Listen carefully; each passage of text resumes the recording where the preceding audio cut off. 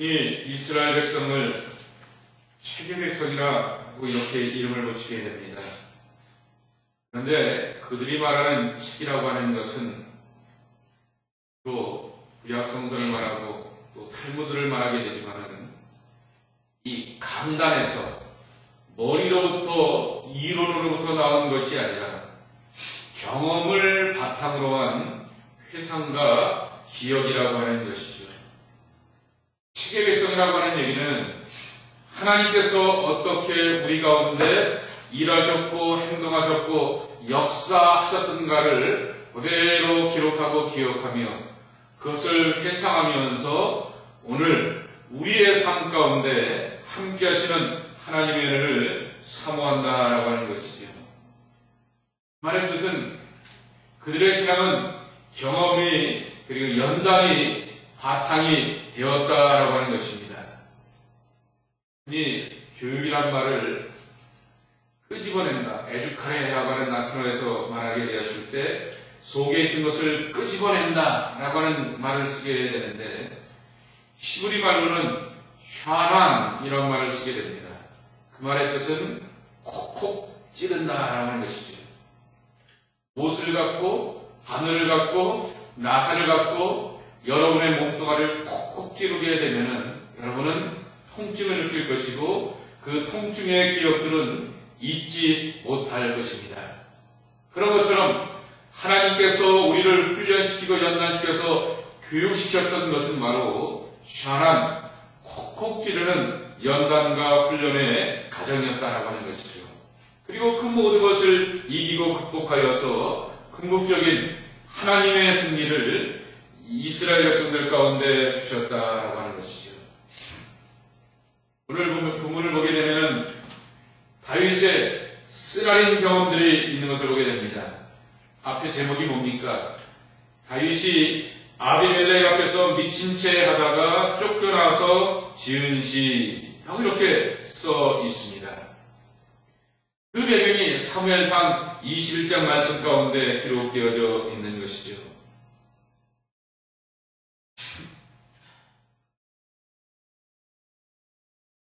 다윗이 블레셋까지 도망을 피해야 합니다.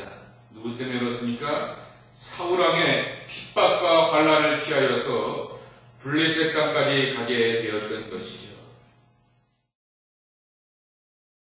그때 가드왕 아가스에게 잡히게 되었다가 그가 이 여기 말씀에도 있는 것처럼 아비멜렉을 만나게 되자 블레셋 군인 아비멜렉을 만나게 되자 미친 채 하면서 그 목숨을 구원하게 되었던 것이죠.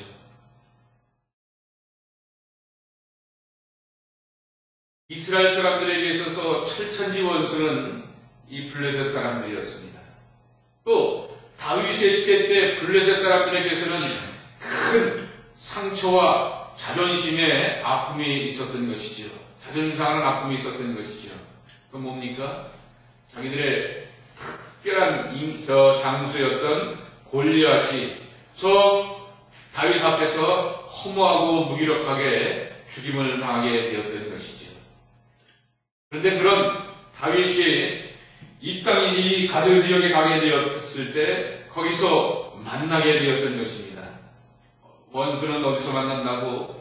옳다구나 라고 이렇게 만나게 되었을 때 이 다윗을 쳐서 죽이려고 하게 되는데 근데 다윗이 그들 앞에서 정신 나간 짓을 하게 되고 완전 그 미친 짓을 하게 되는 것입니다. 그랬더니 그들이 뭐라고 합니까? 저거 사람 노릇도 못하는 거 개인이 죽여갖고 우리 자존심 상하지 말고 저 미친놈 사람 정도로 못하는 거 그냥 내버려두고 얼마나 이 우리의 장군을 죽이게 되었을 때 저렇게 멸망하게 되는지 한번 그것을 사람들 앞에 본보기로 뻔대로 보여주시다라고 하면서 내두게 되었던 것이죠. 그리하여서 다윗은 간신히 목숨을 구하게 되었던 것입니다. 이때 다윗이 가드 지역에 내려가게 되었던 것은 용병으로 내려가게 되었던 것이죠. 군인 중에 가장 비참한 군인이 용병입니다. 군인은 뭘 위해서 삽니까? 명예를 위해서 삽니다. 나라와 민족을 위하여서, 조국을 위하여서, 내게 주어졌던 이 땅과 강토와 가족들을 위하여서 라고 하는 그러한 명분을 위해 가지고 사는 것이 바로 군인의 모습인 것이죠. 근데 지금 다윗은 가드 지역에 내려왔습니다. 왜 그렇습니까? 거기서 자기 목숨 구원하고 그리고 그들이 주는 돈 몇 푼 얻어먹고 살려고 남들을 위해서 싸우는 그와 같은 이 용병의 그와 같은 사람이 되었고, 자기의 생명을 부지하고 돈을 몇 푼 얻으려고 사람을 전쟁터에 나가서 죽이는 그러한 부끄러운 삶을 살게 되었다라고 하는 것이죠. 근데 이 모든 위험의 고비를 건너뛰게 되자 다윗이 하나님 앞에 찬양을 들리게 되었던 그 시편의 고백이 바로 시편 34편이라고 하는 것이죠. 오늘 이 말씀이 우리에게 주는 첫 번째 교훈이 있습니다. 어떠한 형편이든지 찬양과 기도의 사람이 되자라고 하는 것이죠. 오늘 본문 말씀 가운데 많이 등장하는 표현이 있습니다. 송축한다, 찬양한다, 기뻐한다. 죽을 상하고 찬양한다 그러지 않죠. 정말 우거지 상하고 하나님을 송축합니다라고 말하지 않죠. 내가 그냥 괴롭고 인생 널 짜증내면서 기뻐합니다라고 말하지 않죠. 지금 다윗의 형편은 그런 말을 할 수 있는 형편이 결코 아니라고 하는 것이죠. 그럼에도 불구하고 그의 입술에는 하나님이 주시는 기쁨이 있고 하나님이 주시는 구원이 있고 하나님이 주시는 생명이 있기 때문에 그 하나님을 찬양하고 그 하나님께 영광 돌리며 하나님의 구원의 기쁨을 마음껏 고백하는 믿음의 고백이 있었다라고 하는 것이죠. 왜 그렇습니까? 이유가 여기 있습니다. 4절에 여기 분명히 말씀하고 있습니다. 내가 여호와께 간구하며 내게 응답하시고 내 모든 두려움에서 나를 건지셨도다. 아멘. 그것은 바로 기도를 들어주신 하나님이 계시고 그분이 살아 역사하시는 분이기 때문에 그분 앞에 내가 기도하며 하나님 안에서 기쁨을 누리게 된다라고 하는 것이죠. 찬양할 수 있는 것은 하나님이 주시는 기쁨과 평강이 넘쳐나기에 도망치는 도망자 신세 가운데서도 동굴에 숨어있는 초디 가운데서도 하나님을 향하여서 찬송하였다라고 하는 것이죠. 여기 다윗은 구체적으로 4절에 표현하고 있습니다. 내 모든 두려움에서 나를 건져주셨다라고 표현하고 있습니다. 공동번역에는 뭐라고 번역을 해놓았냐고 하면은 몸서리치는 공경 가운데서 나를 건지셨다라고 말씀하여주고 있는 것입니다. 살아계신 하나님은 자기 백성의 기도를 들으시고 응답하시고 구체적인 삶의 현실 가운데 선한 길로, 옳은 길로, 바른 길로 이끄시는 하나님이라고 하는 것이죠.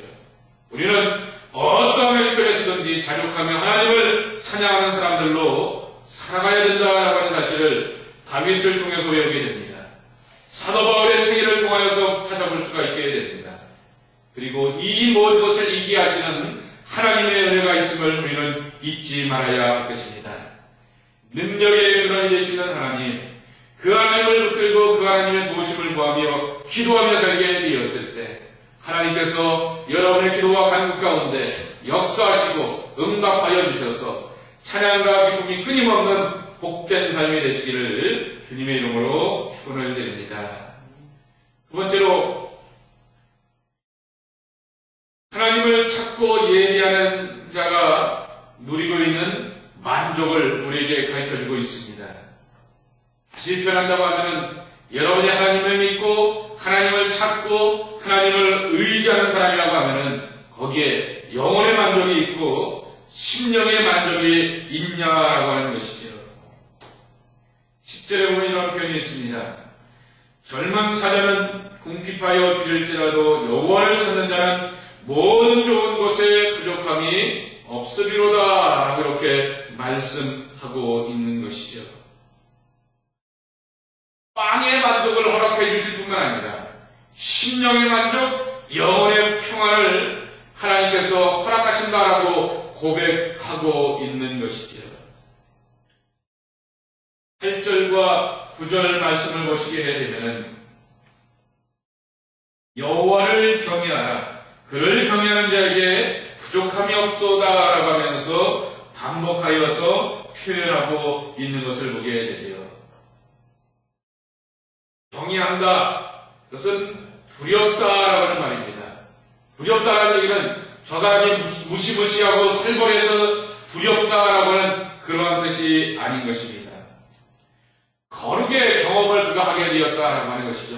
저 엄숙한 분, 저 경건한 분, 저 신실한 분 하는 그 거룩의 경험을 체험하게 되었다라고 하는 것이죠. 이것을 어려운 말로 루미노제라고 하는 말을 쓰게 됩니다. 우리가 흔히 말하는 종교 체험이라고 하는 것은 다 루미노제, 거룩의 경험이고 경건의 경험이라고 하는 것이죠. 내가 갑자기 기도하는데 내 어깨를 누군가가 만지는 그러한 느낌. 그때 한편으로는 따스하면서도 이 나를 만들어주시는 이분은 누굴까라고 하는 이 초월자에 대한 경외심. 이것이 우리 가운데 드는 경우가 있는 것이죠. 이와 같은 경험을 다윗이 하게 되었다라고 하는 것이죠. 하나님을 두려워하고 사랑하는 사람을 성도라 말하게 되었을 때 성도는 늘 거룩의 경험, 경외의 경험, 경건의 경험을 가지고 살아가는 그러한 믿음의 사람이 되어야 한다라고 하는 것이죠. 10절의 말씀을 이렇게 표현할 수가 있을 것입니다. 10절에 보면은 젊은 사자는 궁핍하여 죽일지라도 젊은 사자라 할지라도 의전 죽일 수밖에 없지나 어미를 잃을 때도 있고 굶겨 죽을 때도 있지나 하나님을 찾고 의지하는 자는 결코 잊혀지지 아니하며 하나님께서 필요한 모든 것들을 공급하신다라고 말씀하여 주고 있는 것이죠. 하나님을 찾는 자가 누리는 만족과 기쁨이 이 하나님의 백성들 가운데 있다라고 하는 것을 말씀해 주고 있는 것입니다. 어떠한 형편 가운데서도 찬양과 기도와 예배가 멈추지 말고 이루어지는 우리의 신앙이 되어야 할 것입니다. 건축한다고 하여서 수리해야 한다고 하여서 예배를 멈출 수 없습니다. 다윗은 어떠한 상황 가운데서도 예배하는 자로 살게 되었다라고 하는 것이죠. 한 주간 교회 소리가 있는 것 가운데 얼굴 하나 보이지 않으면서 이 교회에 뭐라고 말하는 사람들이 있습니다. 그런 사람들 하나님이 기뻐하지 않습니다. 아니 담임 목사로서 그런 사람들 교회에 일을 맡기고 싶지 않습니다. 그런 사람들을 통해서 하나님의 일들을 이뤄갈 수가 없기 때문인 것이죠. 하나님 앞에 늘 기쁨과 감격과 예배로 서 있는 믿음의 사람들을 하나님이 기억하시는 것을 기억하며 오늘도 하나님 앞에 헌신과 충성을 다하는 믿음의 사람들의 모습이 되시기를 주님의 이름으로 간절히 축원을 드립니다.